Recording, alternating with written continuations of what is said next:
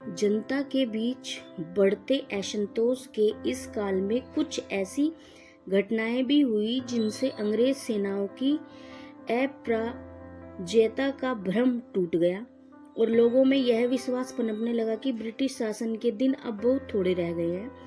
पहले अफगान युद्ध 1838 से 42 तक, फिर पंजाब के युद्ध 1845 से 49 तक तथा क्रीमियाई युद्ध 1854 से 56 में अंग्रेज की सेनाओं की बुरी तरह पराजय हुई। 1855 से 56 में बिहार और बंगाल के संथाल कबीलों के लोग कुल्हाड़े तथा तीर धनुष लेकर विद्रोह पर उतर आए और अपने क्षेत्र से कुछ समय के लिए ब्रिटिश शासक का सफाया करके उन्होंने एक जन विद्रोह की क्षमताओं का स्पष्ट कर दिया।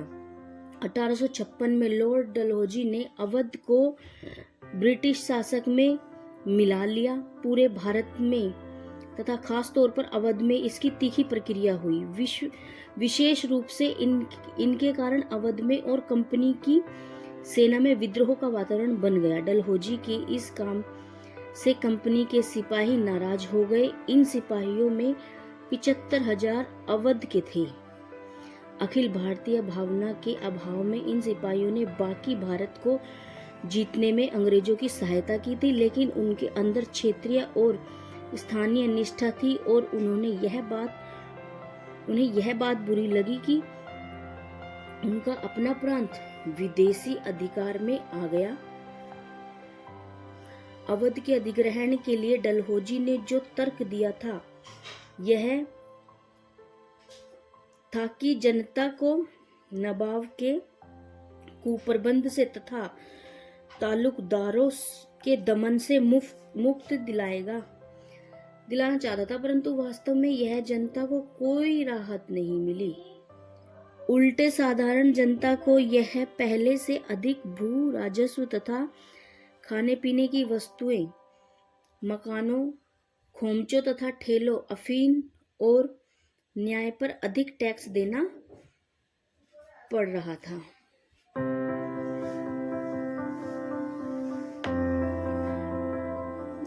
रहे थे।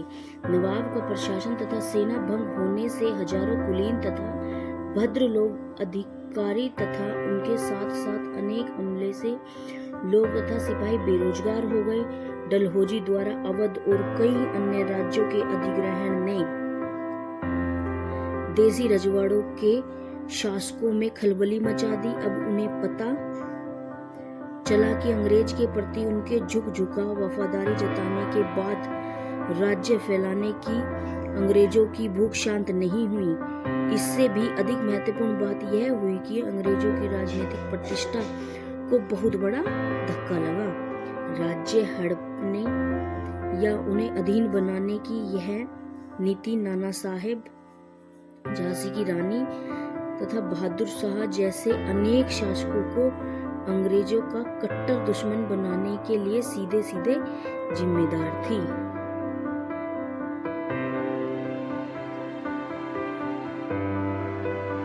नाना साहेब आखिरी पेशवा बाजीराव द्वितीय के दत्तक पुत्र थे। अंग्रेज बाजीराव द्वितीय को जो पेंशन दे रहे थे वह नाना साहेब को देने से इनकार कर दिया तथा उनको अपनी पैतृक राजधानी पूना से बहुत दूर कानपुर में रहने का बाध्य किया।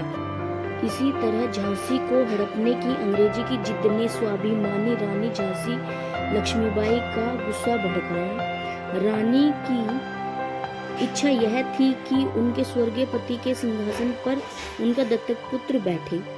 1849 में डलहौजी ने मुगल वंश की प्रतिष्ठा पर यह घोषणा करके चोट की कि बहादुर शाह के उत्तराधिकारी को ऐतिहासिक लाल किला छोड़कर दिल्ली के बाहर कुतुब मीनार के पास एक बहुत छोटे से निवास स्थान में रहना होगा। और 1856 में कैनिंग ने यह घोषणा की कि बहादुर शाह की मृत्यु के बाद मुगलों से सम्राट की पदवी छीन ली जाएगी और वे सिर्फ राजा ही कहलाएंगे। ये छोटा सा और जो है मुख्य कारण रहा है, ये भी एक नज़र इस पे भी डाल लेते हैं। तत्कालिक जो कारण रहे हैं 1857 की क्रांति के, चर्बी लगे कारतूस के प्रयोग से 1857 के विद्रोह का तत्कालिक कारण माना जाता है। कैनिंग सरकार ने 1857 में सैनिकों के प्रयोग के लिए ब्राउन बेस के स्थान पर एनफील्ड राइफल का प्रयोग शुरू करवाया, जिसमें कारतूस को लगाने से पूर्व दांत से खींचना पड़ता था।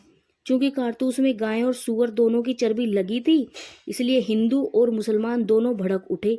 परिणाम स्वरूप 1857 की क्रांति 1857 के विद्रोह की शुरुआत हुई।